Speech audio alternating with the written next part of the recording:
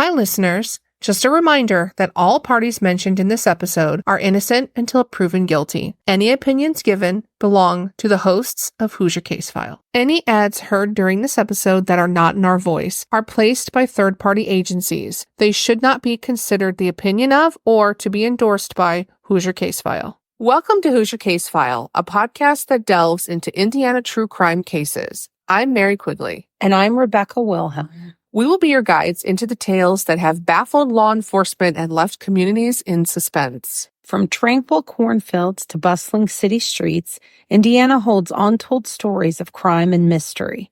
Join us as we navigate through the pages of the Hoosier Case File and bring you the stories that have long lingered in the shadows of the Hoosier State. In each episode, we'll take you on a journey through the cases that continue to puzzle even the most seasoned investigators. We will discuss the evidence, look at the leads, and invite you along as we speculate on possibilities surrounding these cases. We will also shine a light on the solved crimes where justice prevailed and the pieces of the puzzle finally came together. So true crime fans, come along with us as we pursue truth, both in the unsolved and the triumphs of justice. Grab your cup of coffee as we navigate through the twists and turns of the Hoosier Case File. Let the investigations begin.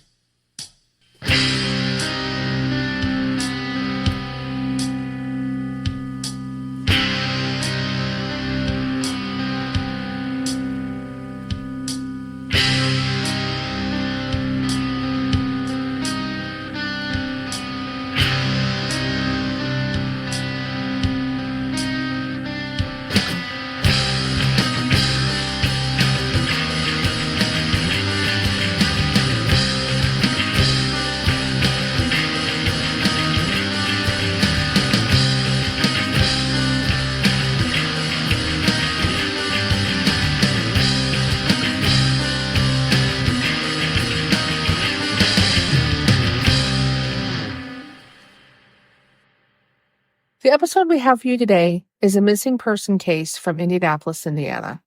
June 9th, 2020 was the very last time that Chenell Renee Gilbert would be seen. Her last whereabouts were around 6 a.m. that morning near Rockville and South Girls School Road at a home in the SunGate housing addition on the far east side of Indianapolis, Indiana. This is a case that has baffled law enforcement and the family of this loving mother, grandmother, and substitute teacher for the past 3.5 years. Someone out there knows something. You're right, Mary. I believe somebody out there knows what's happened. Let's start at the beginning of what we know. Chenell's daughter knew that something was not right when her mother failed to meet her at noon that day. According to all sources, this was something that was very out of the ordinary for Chenell. She was someone who stayed in contact with her 2 daughters throughout the day and would not have just gone somewhere without telling her family. At around 6 p.m. on June 9th, 2020, Chenell's family makes an official missing persons report. So Chenell's daughters ended up looking at a location app that they had access to view Chenell's last known location. This location app was how police were able to determine that the last place Chenell was near Rockville and South Girls School Road at that house in the SunGate housing addition. Police went out to that neighborhood and they found something interesting. They found Chenell Gilbert's car parked in that neighborhood in front of a friend's house, according to the Indy Star article.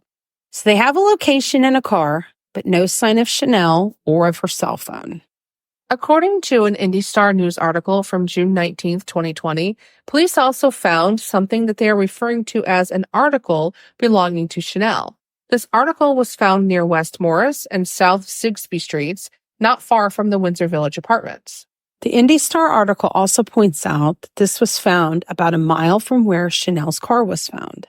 The news article does not explain what this exactly is that was found. We only know it's something belonging to Chenell.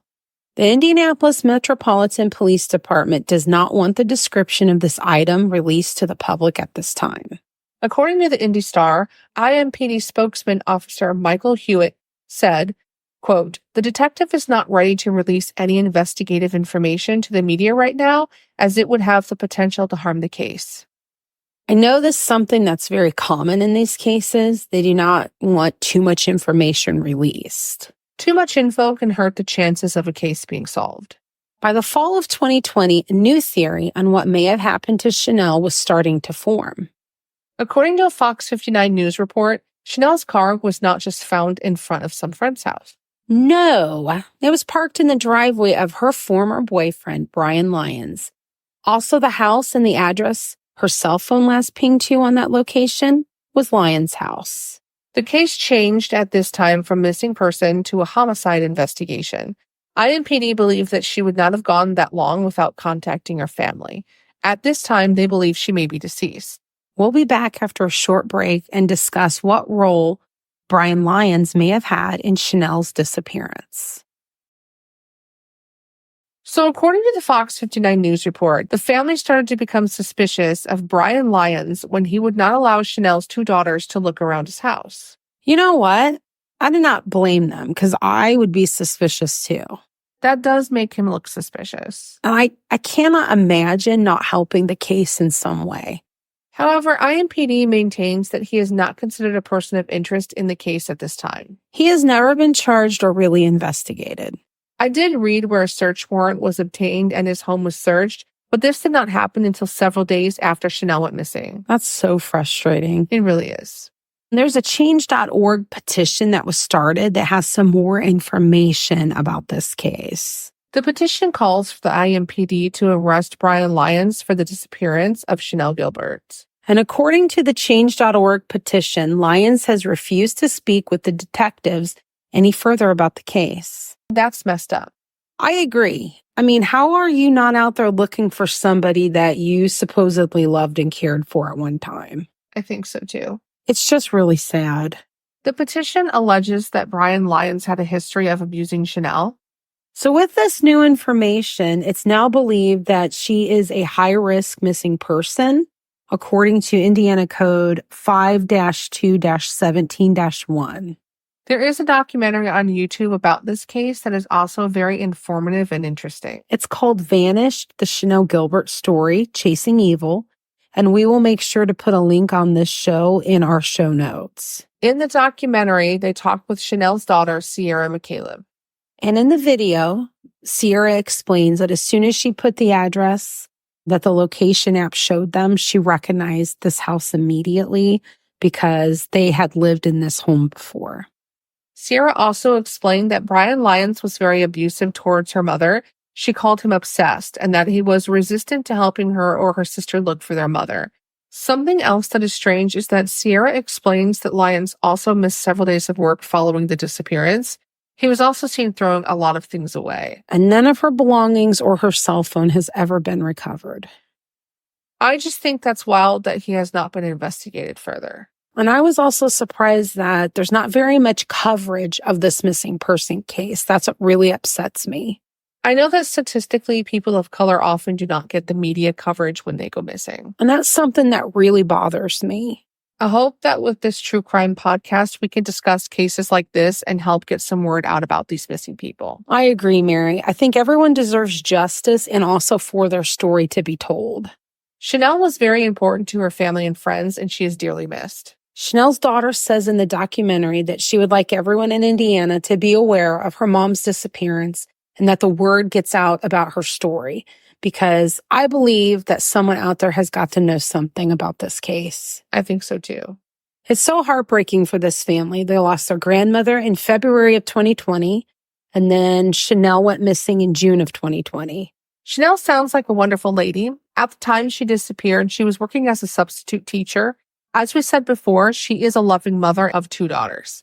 And sadly, she's also a grandmother. Her grandchild was only 2 months old at the time of her disappearance.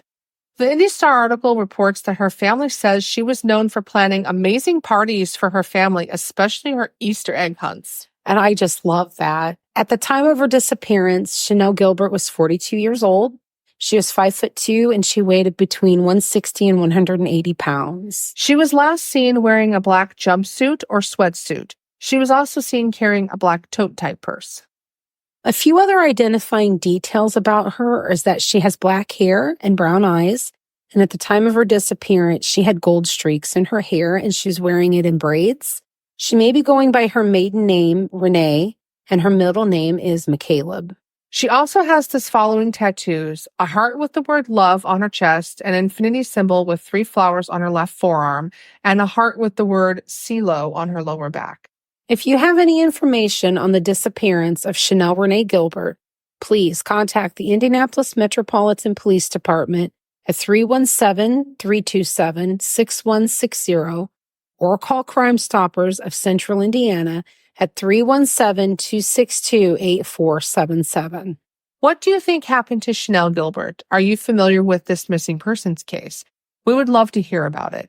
Please send us an email to HoosierCaseFile@gmail.com or reach out to us on social media. We may use it in a later episode. In the email, let us know if you wish to remain anonymous.